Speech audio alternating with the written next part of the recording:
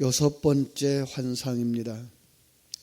두루마리가 날아가는 듯, 그런데 그 안과 밖에 저주가 가득 기록된 두루마리입니다. 저주의 두루마리가 날아다니면서 이 저주의 두루마리대로 성취되고야 말 이 세상에 과연 무엇이 새로운 것일까, 무엇이 은혜며 무엇이 복일까를 우리에게 말씀해 주시는데요. 저주의 경고를 들은 사람들이 있죠.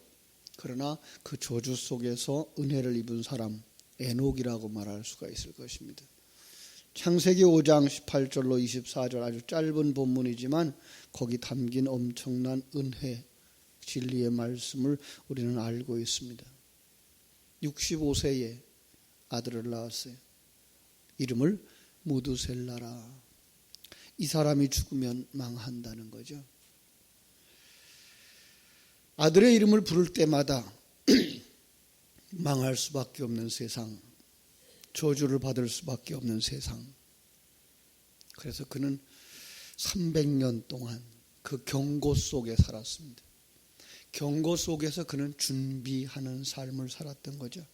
그 준비하는 삶이 바로 하나님과 동행하는 삶이었고 그는 영생으로 들어가는 자가 되었다라는 것 우리가 잘 압니다. 또 그 은혜를 입은 사람 노아의 삶이 있습니다. 노아, 하나님으로부터 방주를 지으라. 그리고 그 속으로 들어가라. 그는 방주 짓는 삶을 살았습니다.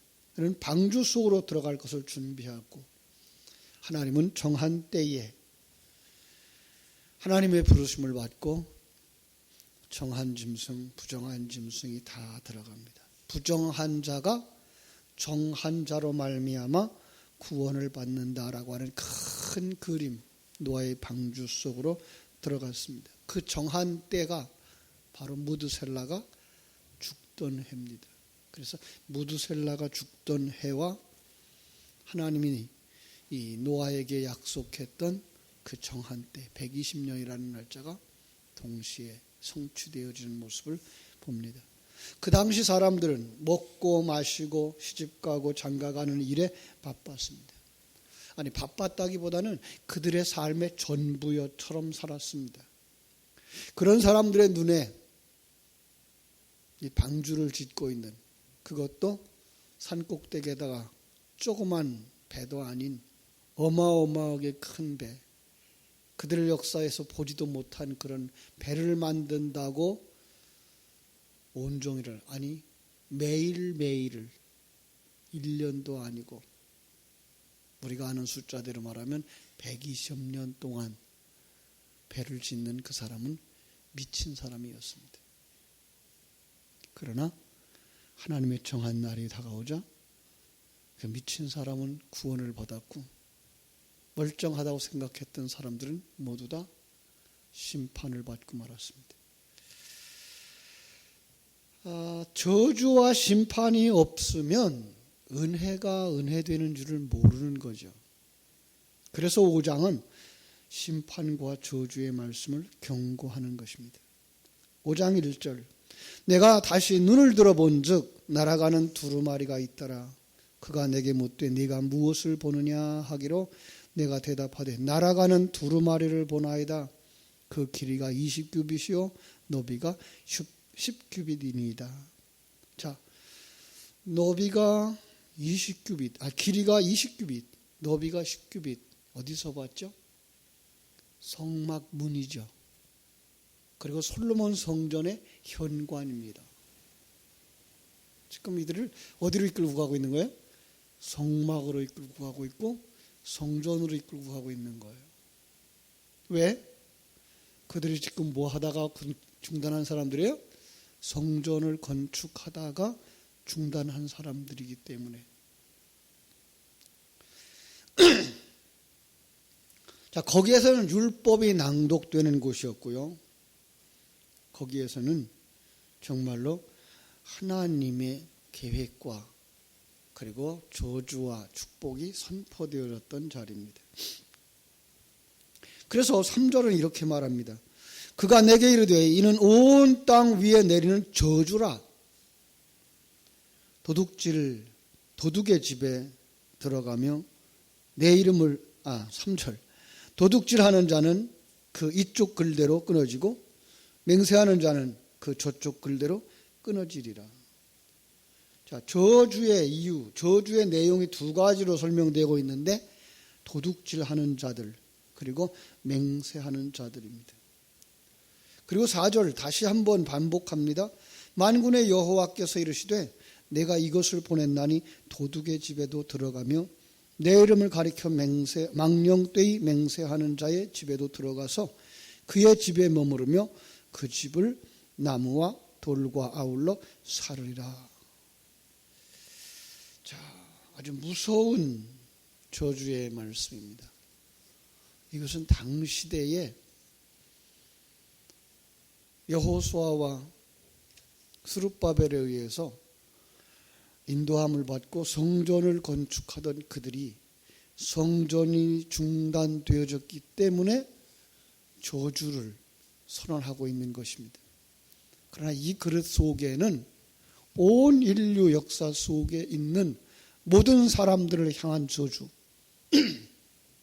그리고 성전을 건축하다가 포기한 자들, 성전을 건축하다가 성전이 아니라 자기 신전을 건축하는 자들을 향한 저주라는 사실입니다. 이건 우리를 향한 저주이기도 합니다. 우리가 성전을 건축하지 아니하고 자기 집을 지을 때, 그죠? 하나님께서는 이렇게 저주의 말씀을 선포합니다. 근데 하나님의 말씀은요, 얼마나 놀라운지. 히브리서 12장 4절은 그렇게 말합니다. 그 자체가 살아서 운동력이 있는 말씀. 이사야서 55장 10절로 11절은 말합니다. 그 입에서 나온 말은 반드시 성취된다는 겁니다. 저주 반드시 이루어지는 것입니다. 무드셀라에게 담아주셨던 그 비밀, 에녹이 무드셀라를 부를 때마다 기억했던 그 저주, 노아에게 약속되어졌던 그 저주 바로 임했습니다. 그들은 방주를 준비하지 않았으면 하나도 구원받지 못했을 것입니다. 당시 사람들에게 물은 것입니다. 당시 사람들에게 왜 성전을 중단했는가? 그게 도적질이다. 그게 헛된 맹세다. 이러는 겁니다. 성전을 건축하지 않는 것과 도둑질이 어떤 상관이 있습니까? 우리는 글자 그대로 보지 아니한다는 것 알죠? 거짓 선지자. 어떤 사람이 거짓 선지자입니까? 율법의 진리의 말씀을 담아주셨는데 그 율법에 담아준 진리는 말하지 아니하고 율법만 말하는 자들을 거짓 선지자라고 말하는 것이죠. 거짓말.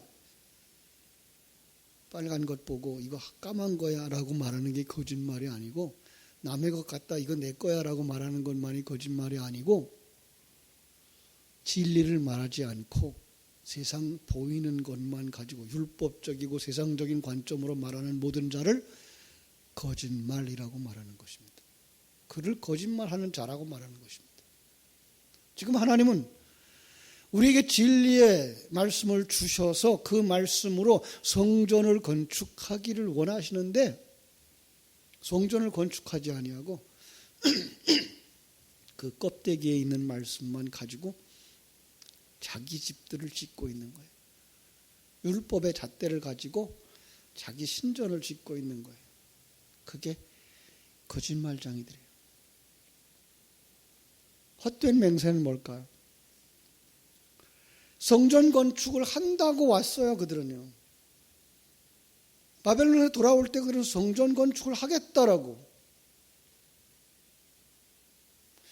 여호수아와 갈렙을 따라왔던 그 이스라엘 백성들, 마지막에 여호수아 앞에서 뭐라 그래요? 우리가 여호와를 섬기겠다라고 맹세를 했어요. 그런데 그들은 물론 여호와를 떠나지 않았어요. 그럼에도 불구하고 그들은 이방신을 섬겼어요. 자기 신전들을 세웠어요. 그게 뭐예요? 거짓 맹세. 입술로는 주여 주여 불러요. 주의 뜻을 행하겠다고 말해요. 그런데 다 자기를 위하여, 하나님의 뜻은 전혀 생각지 않은 거예요. 자기를 못 박는, 자기 십자가를 치고 자기 부인하는 그 삶은 하나도 없는 거예요. 예배 드린다라고, 예수 믿는다라고 말하면서 자기를 위하여, 여기 아주 함정이죠. 하나님의 뜻을 따라서 하나님이 인도하시는 상황, 하나님이 복주심, 그리고 하나님이 우리를 만드심에 대해서 전혀 생각지 아니하고 이 땅에서 남부럽지 않게 남보다 나은 그 삶만을 추구하고 있는 모습들이 뭐예요? 이게 헛된 맹세라는 거예요. 그들에게 뭐 합니까? 저주는 반드시 임한다. 예. 참 우리는 어떻게 살고 있나요? 우리는 진리의 말씀을 말하며 살아가는 사람들입니까? 아니면 이 세상의 것들을 말하며 살아가는 사람입니까? 우리가 가장 쉽게 내가 무슨 말을 하고 살아가는가를 볼 수 있는 것이 있는데 그 기도입니다. 우리의 기도의 내용 보면 우리가 무엇을 위해 살아가는가가 담겨져 있습니다. 우리 자녀들에게 요구하는 이야기를 들으면 내가 무엇을 말하고 있는지, 무엇을 추구하고 있는지를 알 수가 있습니다. 잣대입니다. 우리는 어떤 것을 기도합니까? 우리는 자녀들에게 어떤 것을 요구하고 살아갑니까? 이 세상에서 남보다 나은, 잘 먹고 잘 사는, 그걸 갖다가 도둑질한다라고 말하는 것입니다. 하나님께서 하나님의 영광을 위하여서 주신 것들을 하나님의 영광을 드러내지 못하고, 하나님의 하나님 되심을 드러내지 못하고, 하나님이 주신 것임을 드러내지 못하고 나에게 다 쌓는 거예요. 나를 위하여 먹고 나를 위하여 마시고 무엇이든지 나를 위하여. 우리는 나를 위하여 삽니까? 하나님의 영광을 위하여 삽니까?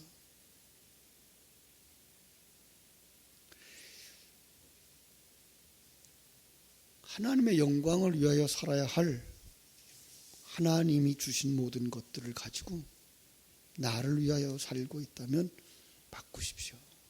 이제 하나님의 영광을 위하여 살겠다고. 아니, 그것도 거짓 맹세만 하지 마시고 실제로 삶 속에서 하나님의 영광을 위하여 사십시오. 그것은 하나님이 주장하시는 역사를 보게 되고, 하나님이 내게 주신 은사를 보게 되고, 하나님이 내게 주신 기회를 보게 되고, 거기에 최선을 다하는 것입니다. 결과에 대하여서는 그렇게 섭섭해하지도, 그렇게 좋아하지도 않습니다. 왜요? 하나님이 하신 것이기 때문에. 우리 여기까지 갈 수 있어야 됩니다. 그런데 이게 쉽지 않습니다. 왜냐하면 우리는 이 세상에 살고 있기 때문에 그렇습니다. 그래서 자꾸만 나를 위하여서 돌아옵니다. 핑계는 좋습니다. 우리 가정을 위하여서, 우리 교회를 위하여서, 하나님을 위하여서. 그런데 실제로는 자기를 위하여 추구하는 것이 너무나 많습니다.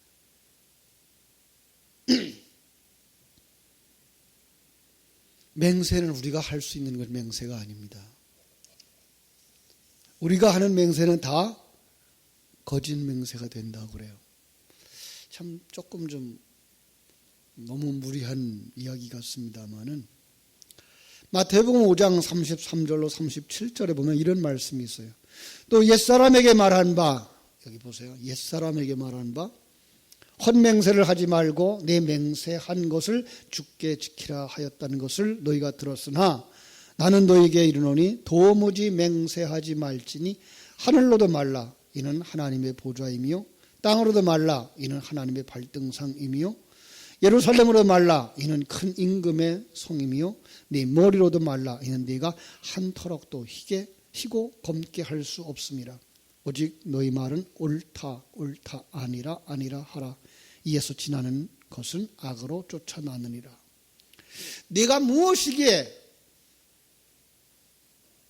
우리는 누구죠? 그 큰 하나님 앞에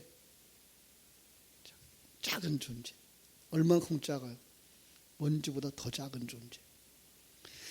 주권이 내게 없어요. 그걸 갖다 옛사람이라고 말하는 거예요. 죄인이라고 말하는 거예요. 그걸 여자라고 말하고 있잖아요. 그래서 구약 성경에 여자가 맹세한 것은 지키지 않아도 관계가 없어요. 아니 그건 맹세할 수 없다는 거예요.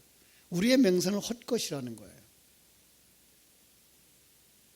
아주 쉬운 얘기로 여러분 아무리 큰 맹세를 했어도 오늘 내 생명이 끝나면 맹세했던 거 다 헛것이 되는 거예요. 헛맹세예요. 그런데 불구하고 우리는 맹세한다고요. 우리는 하나님이 일하시면 이라는 생각을 못해요. 하나님이 도우시고 하나님이 일하시면 하나님이 가로막으면 하나님이 열어주시면 그리로 갈 수밖에 없는 거예요. 가야만 하는. 그래서 그걸 갖다가 옳다 옳다 아니라 아니라 하는 말 속에다 담아준 거예요. 그렇습니다. 하나님의 것은 옳은 것이에요. 우리의 것은 아닌 것이죠. 자, 이 두루마리의 저주가 누구에게 쏟아집니까? 세상 속에 있는 모든 사람들에게. 특별히 이 성전을 건축하다가 중단되어져 있는 바벨론에서 돌아와서 성전에 기초석을 놓았지만 더 이상 진행하지 못하고 자기 집을 짓는 자들에게 그들이 분명 저주를 받는다는 거예요. 여러분 저주에서 벗어나는 길은 없습니까? 우리는 이걸 물어야 되죠. 어떻게 해야 됩니까? 성전을 다시 건축해야 되죠. 예, 다른 것 없어요. 성전을 건축하는 거예요. 우린 그걸 갖다 뭐라 그래요? 예수께로 돌아온다라고 말하는 거죠. 갈라디아서 3장 13절로 14절. 그리스도께서 우리를 위하여 저주를 받으신 바 되사 율법의 저주에서 우리를 속량하셨으니 기록된 바 나무에 달린 자마다 저주 아래에 있는 자라 하였음이라. 이는 그리스도 예수 안에서 아브라함의 복이 이방인에게 미치게 하고 또 우리로 하여금 믿음으로 말미암아 성령의 약속을 받게 하려 함이니라. 우리 앞에 주어진 모든 저주를 주님께서 대신 받으신다고 말합니다. 우리는 어디에 있으면 돼요? 저주받는 방주 속에 들어가 있었던 노아와 그 가족들처럼 예수 안에 들어가는 것입니다. 저주에서 벗어나는 것입니다. 그럼 거기서 예수는 누가 되는 것입니까? 성전이 되는 것입니다. 예수 안에 들어가야 됩니다. 우리가 성전입니까? 우리 옛사람은 벗어버려야 됩니다. 옛사람은 저주받는 것이기 때문에 그렇습니다. 그것이 바로 성전을 건축하는 것입니다. 우리는 자신을 돌아다보시기 바랍니다. 정말 하나님이 기뻐하시는, 하나님이 거하시는, 흠과 티라고 하는 건 불로 태워서 하나도 없는 그런 성전으로 지어져 가고 있습니까?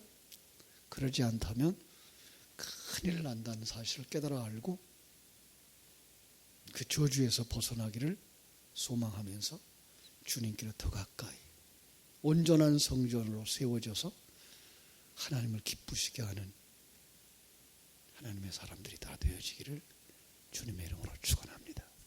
기도하겠습니다. 아버지 하나님, 성전을 건축하다가